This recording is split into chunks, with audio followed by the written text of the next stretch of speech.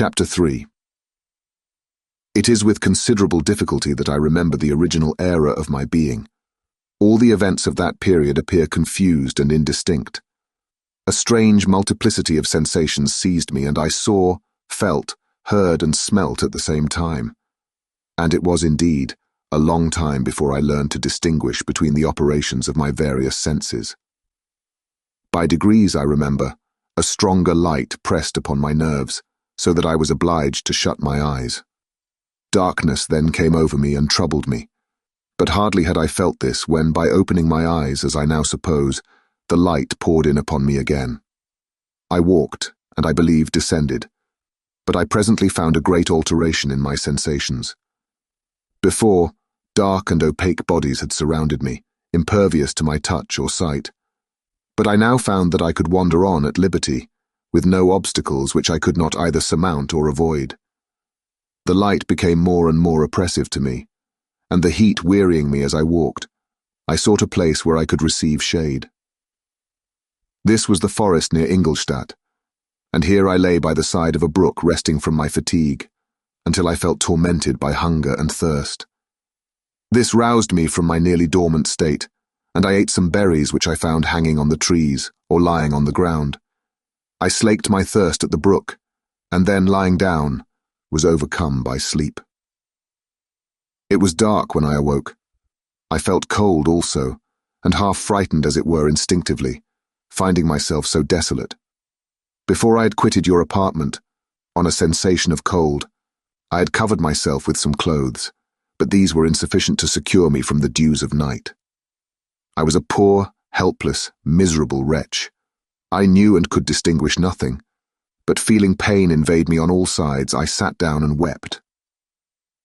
Soon a gentle light stole over the heavens and gave me a sensation of pleasure. I started up and beheld a radiant form rise from among the trees. I gazed with a kind of wonder. It moved slowly, but it enlightened my path, and I again went out in search of berries. I was still cold when under one of the trees I found a huge cloak with which I covered myself and sat down upon the ground. No distinct ideas occupied my mind. All was confused. I felt light and hunger and thirst and darkness. Innumerable sounds rung in my ears, and on all sides various scents saluted me. The only object that I could distinguish was the bright moon, and I fixed my eyes on that with pleasure. Several changes of day and night passed, and the orb of night had greatly lessened when I began to distinguish my sensations from each other. I gradually saw plainly the clear stream that supplied me with drink, and the trees that shaded me with their foliage. I was delighted when I first discovered that a pleasant sound, which often saluted my ears, proceeded from the throats of the little winged animals who had often intercepted the light from my eyes. I began also to observe with greater accuracy the forms that surrounded me, and to perceive the boundaries of the radiant roof of light which canopied me. Sometimes I tried to imitate the pleasant songs of the birds, but was unable. Sometimes I wished to express my sensations in my own mode, but the uncouth and inarticulate sounds which broke from me frightened me into silence again. The moon had disappeared from the night, and again, with a lessened form, showed itself, while I still remained in the forest. My sensations had, by this time, become distinct, and my mind received every day additional ideas. My eyes became accustomed to the light, and to perceive objects in their right forms. I distinguished the insect from the herb, and by degrees, one herb from another. I found that the sparrow uttered none but harsh notes, whilst those of the blackbird and thrush were sweet and enticing. One day, when I was oppressed by cold, I found a fire which had been left by some wandering beggars, and was overcome with delight at the warmth I experienced from it. In my joy, I thrust my hand into the live embers, but quickly drew it out again with a cry of pain. How strange, I thought, that the same cause should produce such opposite effects. I examined the materials of the fire, and to my joy found it to be composed of wood. I quickly collected some branches, but they were wet and would not burn.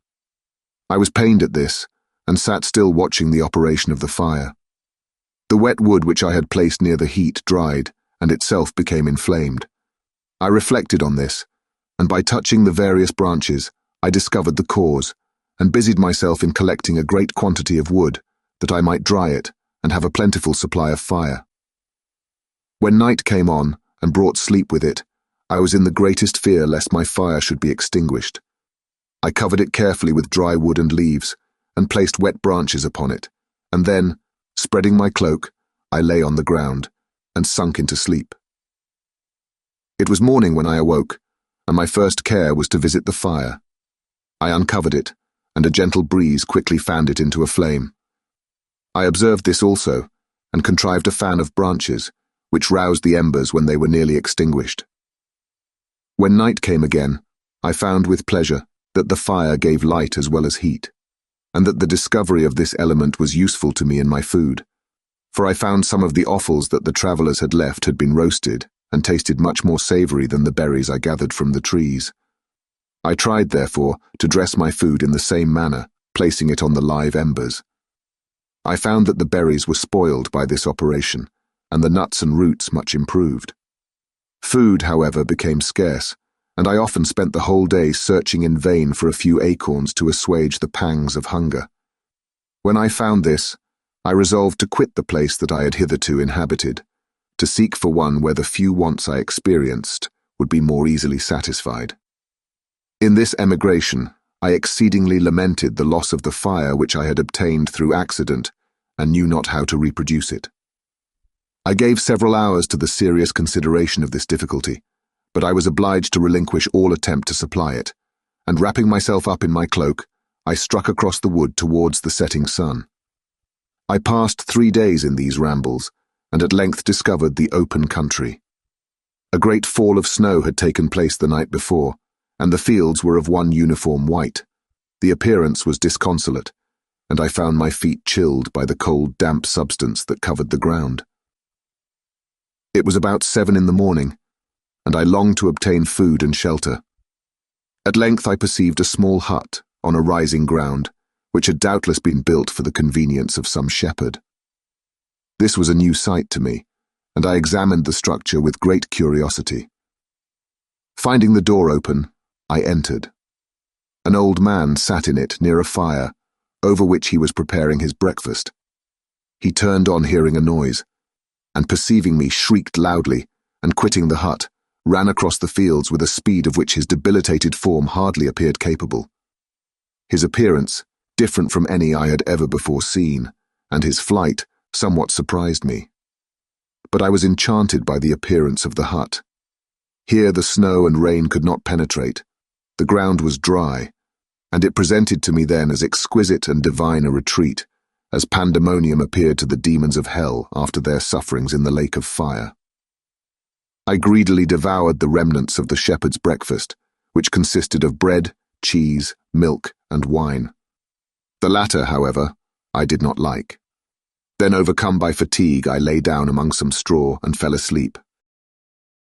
It was noon when I awoke, and allured by the warmth of the sun, which shone brightly on the white ground, I determined to recommence my travels, and depositing the remains of the peasant's breakfast in a wallet I found, I proceeded across the fields for several hours, until at sunset I arrived at a village. How miraculous did this appear! The huts, the neater cottages and stately houses engaged my admiration by turns. The vegetables in the gardens, the milk and cheese that I saw placed at the windows of some of the cottages, allured my appetite. One of the best of these I entered, but I had hardly placed my foot within the door before the children shrieked, and one of the women fainted. The whole village was roused, some fled, some attacked me, until, grievously bruised by stones and many other kinds of missile weapons, I escaped to the open country, and fearfully took refuge in a low hovel, quite bare, and making a wretched appearance after the palaces I had beheld in the village. This hovel, however, joined a cottage of a neat and pleasant appearance, but after my late dearly bought experience, I dared not enter it. My place of refuge was constructed of wood, but so low that I could with difficulty sit upright in it. No wood, however, was placed on the earth, which formed the floor, but it was dry, and although the wind entered it by innumerable chinks, I found it an agreeable asylum from the snow and rain. Here then I retreated, and lay down, happy to have found a shelter, however miserable, from the inclemency of the season, and still more from the barbarity of man. As soon as morning dawned, I crept from my kennel, that I might view the adjacent cottage, and discover if I could remain in the habitation I had found. It was situated against the back of the cottage, and surrounded on the sides which were exposed by a pigsty and a clear pool of water. One part was open, and by that I had crept in. But now I covered every crevice by which I might be perceived with stones and wood, yet in such a manner that I might move them on occasion to pass out. All the light I enjoyed came through the sty, and that was sufficient for me. Having thus arranged my dwelling and carpeted it with clean straw, I retired, for I saw the figure of a man at a distance, and I remembered too well my treatment the night before to trust myself in his power. I had first, however, provided for my sustenance for that day by a loaf of coarse bread, which I purloined, and a cup with which I could drink, more conveniently than from my hand, of the pure water which flowed by my retreat. The floor was a little raised, so that it was kept perfectly dry, and by its vicinity to the chimney of the cottage it was tolerably warm. Being thus provided, I resolved to reside in this hovel until something should occur which might alter my determination. It was indeed a paradise compared to the bleak forest, my former residence, the rain-dropping branches, and dank earth. I ate my breakfast with pleasure, and was about to remove a plank to procure myself a little water, when I heard a step, and looking through a small chink, I beheld a young creature, with a pail on her head, passing before my hovel. The girl was young, and of gentle demeanour, unlike what I have since found cottagers and farmhouse servants to be. Yet she was meanly dressed, a coarse blue petticoat and a linen jacket being her only garb. Her fair hair was plaited, but not adorned. She looked patient, yet sad. I lost sight of her, and in about a quarter of an hour she returned bearing the pail, which was now partly filled with milk. As she walked along, seemingly incommoded by the burden, a young man met her, whose countenance expressed a deeper despondence. Uttering a few sounds with an air of melancholy, he took the pail from her head and bore it to the cottage himself. She followed, and they disappeared. Presently I saw the young man again, with some tools in his hand, cross the field behind the cottage, and the girl was also busied, sometimes in the house, and sometimes in the yard. On examining my dwelling, I found that one of the windows of the cottage had formerly occupied a part of it, but the panes had been filled up with wood. In one of these was a small and almost imperceptible chink, through which the eye could just penetrate. Through this crevice, a small room was visible, whitewashed and clean, but very bare of furniture. In one corner, near a small fire, sat an old man, leaning his head on his hands in a disconsolate attitude. The young girl was occupied in arranging the cottage, but presently she took something out of a drawer, which employed her hands, and she sat down beside the old man, who, taking up an instrument, began to play, and to produce sounds, sweeter than the voice of the thrush or the nightingale. It was a lovely sight, even to me, poor wretch, who had never beheld aught beautiful before. The silver hair and benevolent countenance of the aged cottager won my reverence, while the gentle manners of the girl enticed my love.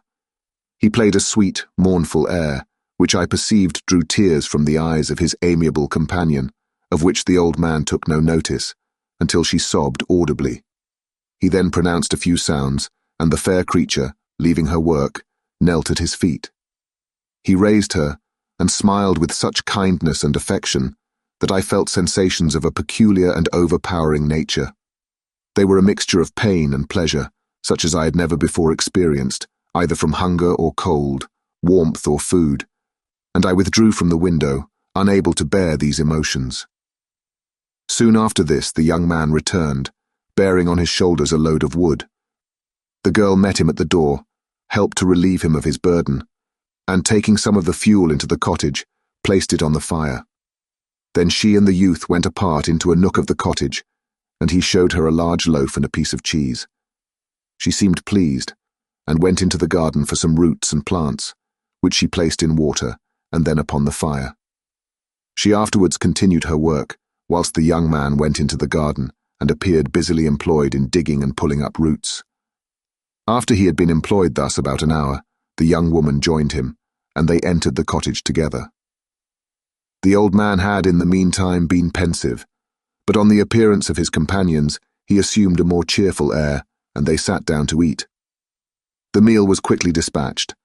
The young woman was again occupied in arranging the cottage. The old man walked before the cottage in the sun for a few minutes, leaning on the arm of the youth.